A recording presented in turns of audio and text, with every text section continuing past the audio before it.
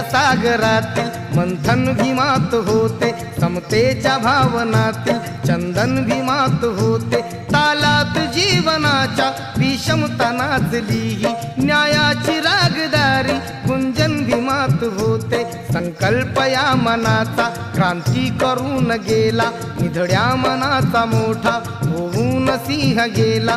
दिपविले कैक ज्ञानी माझ्या धुरंधराने, इतिहास घडविला माझ्या युगंधराने। ती आस नाही केली श्रीमंतीच्या धनाची, फुलविली बाग ऐसी येथे परिश्रमाची।